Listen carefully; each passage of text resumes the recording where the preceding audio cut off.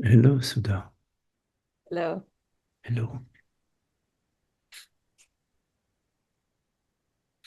This is not specific to based on your today's meditation, but I've had this question in general. So I thought I was waiting if someone else says something else. But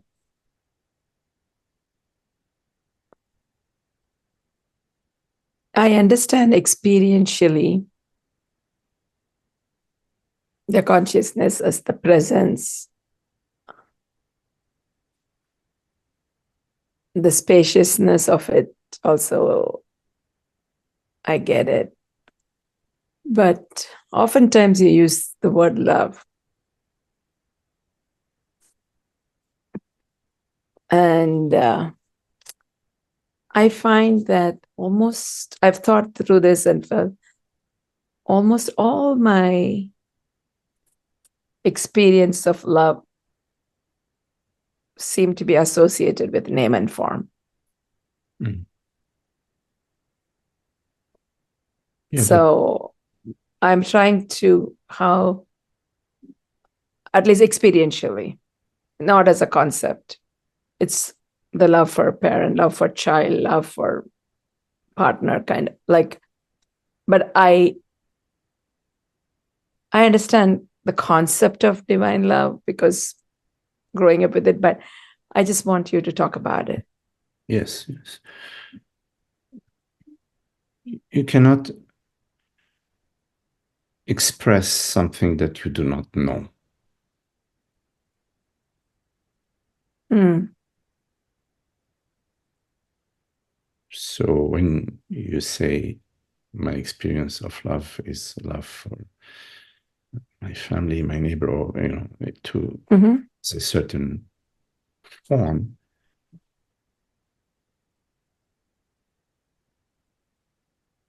you're expressing, experiencing, sharing, living, enjoying, celebrating something that you know.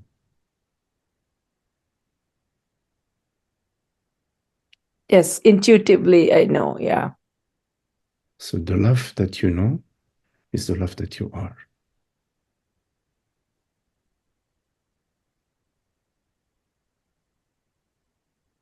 The love that you share, the love that you celebrate is the love that you are. What you're celebrating, what you're sharing, what you're experiencing is love, right? So that love that you know phenomenally in Mm-hmm.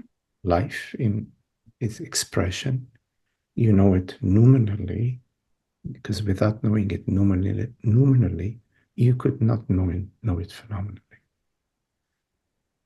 Mm. Same thing with understanding. When we share something and there is understanding, the Mm-hmm. understanding refers to something that you already know. So the understanding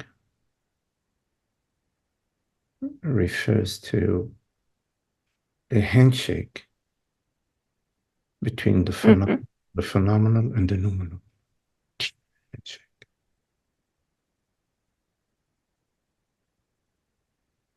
As a way of speaking, because the phenomenal that brings the understanding, or this talking about something, then there is the understanding. At the moment of understanding, the understanding within you is triggered. Oh, I get it. You could not understand something that you do not already understand.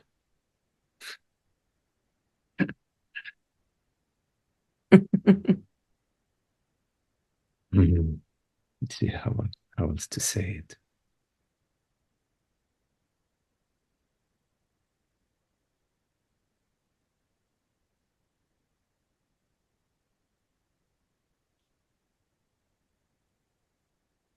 Your phenomenal experience is in fact nominal.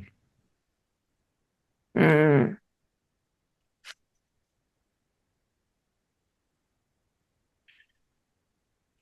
So I am assuming the source as being from name and form, even though the reality and the truth of it is nominal. Is that Yes. what you're saying? The reality of name and form is nominal. Yes. This is why they say Satchitananda Namarupa. That's the complete expression of the understanding. It's not Satchitananda. So what appears to you to be external is in fact very intimate. So in life, we celebrate love. We celebrate because it's the playground, our playground in a way, our play, our creation, the creation of consciousness, to celebrate love and friendship and understanding and freedom. Because you know deep down that it's impossible, like absolutely impossible for anybody to take away your freedom. They can do all sorts of things to your body, mind, to your house, to your, I don't know, to your tribe, but they cannot touch your freedom because your freedom is nominal.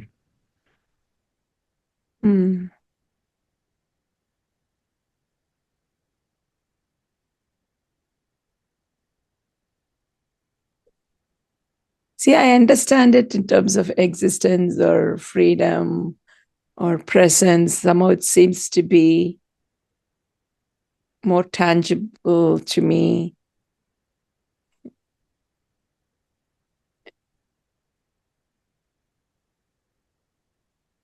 Somehow within me. I have to use that expression. I'm able to feel it within me. Right. Without the source being outside. But when it comes to love, my mind seems to think it's coming from outside, not the source within me. Love is when the two are one.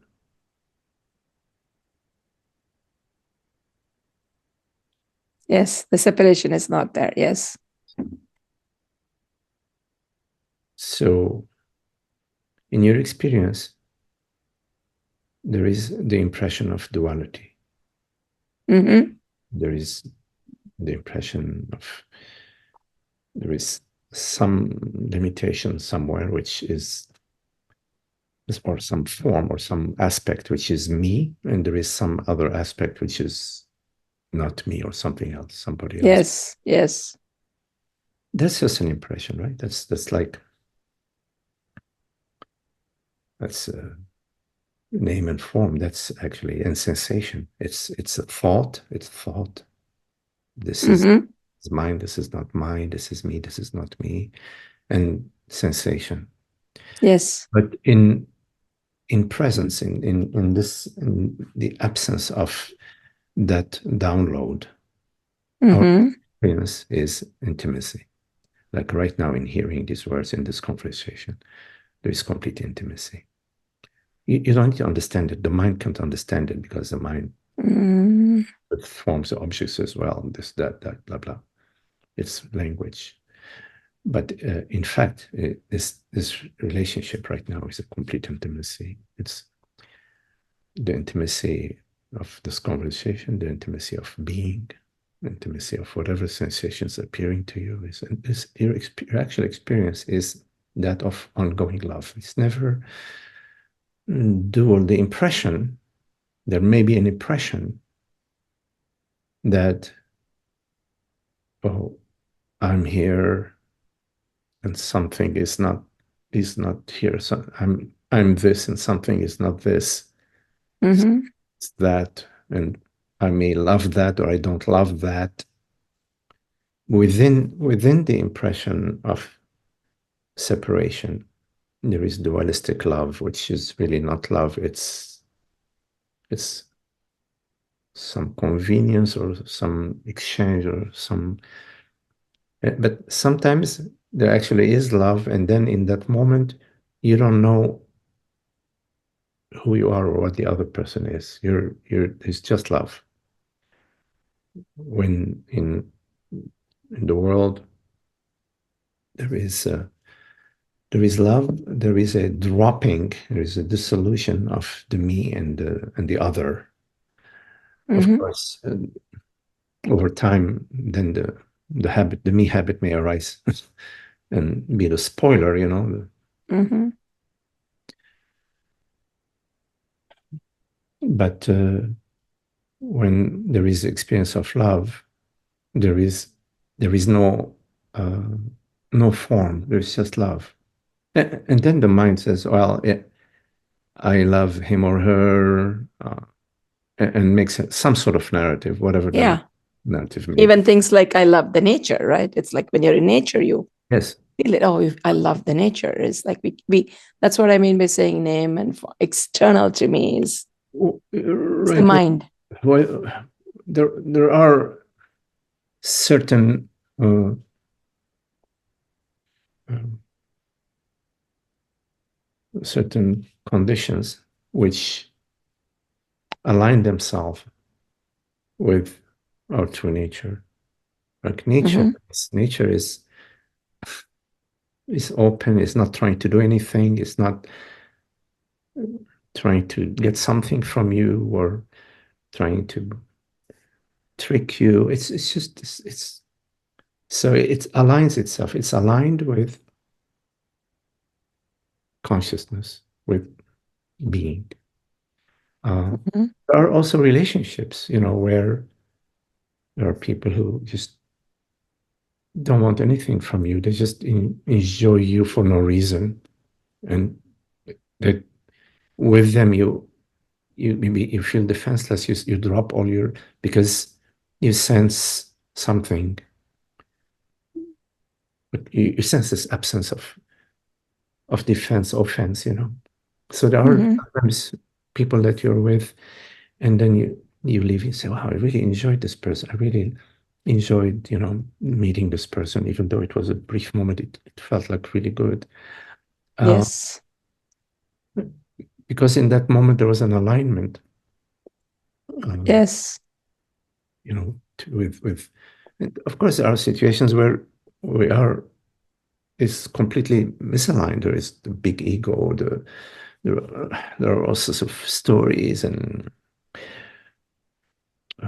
then of course it because there is a disharmony between the manifestation and out and true nature. Mm-hmm. We feel that disharmony when we see animals, for example, are not being treated with kindness. We feel it, or when we see an animal, that's the innocence of the animal, we feel the love. You know, but this does not mean that it's coming from that the love we're experiencing is coming from um, a certain form. Mm-hmm. But you are right in that not all forms, not all relationships, not all experiences express or are aligned or are express truth, love, and beauty.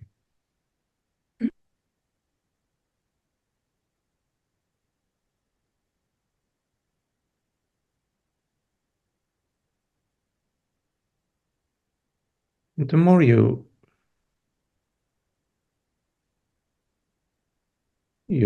understanding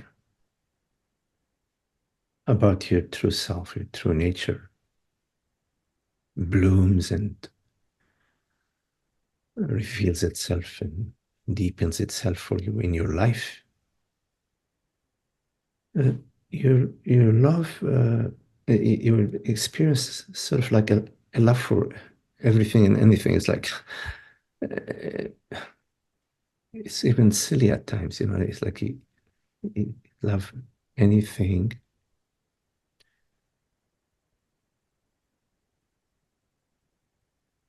Because it becomes unconditional. Yes. It's Yeah. not because of any form, shape, situation, or conditions. It's just the blooming of the love within us. It's the thinning of the veils, the veils that conditions of the mind, the me conditions, the defensive, the layers of defense as they thin out. Then there is just a love. The expression is love. Yes. And because it's our true nature, it's ordinary. It's not like with trumpets and fireworks. Ordinary. It's and it's also compassion, the love and the compassion and understanding.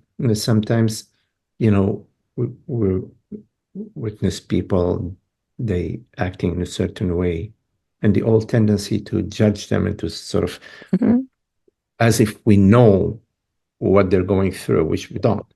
So there's also understanding that I really don't know why this person is acting this way, or I really don't know.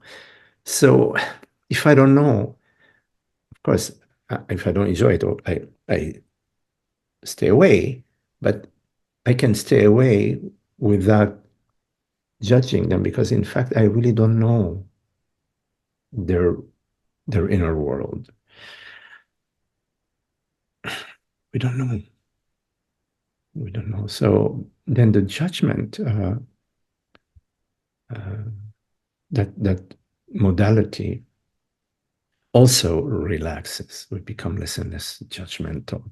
This does not mean, as I said, that we accept anything and we may not enjoy certain relationships. So love, compassion, understanding, all of that is sort of a package,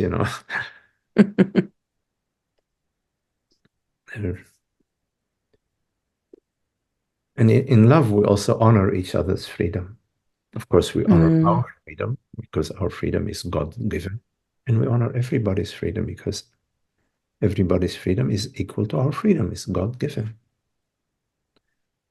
So there comes freedom, you see. Because people's behavior is guided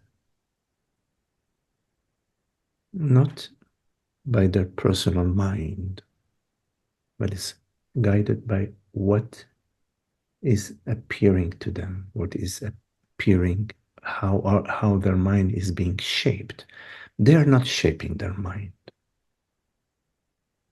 The only time you start, quote unquote, shaping your mind is when you get a glimpse of your true nature. Then it's like you are in the tunnel and you see a little light in the distance, and it's now you can follow the light. So in a way, you are now you have the choice to walk in that direction. And of course, it makes sense to walk in the direction of the light.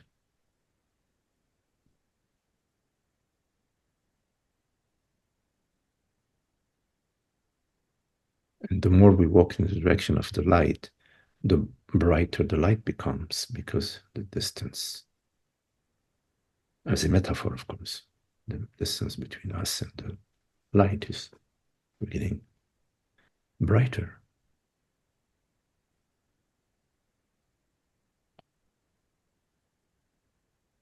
Thank you. Okay, Sudha.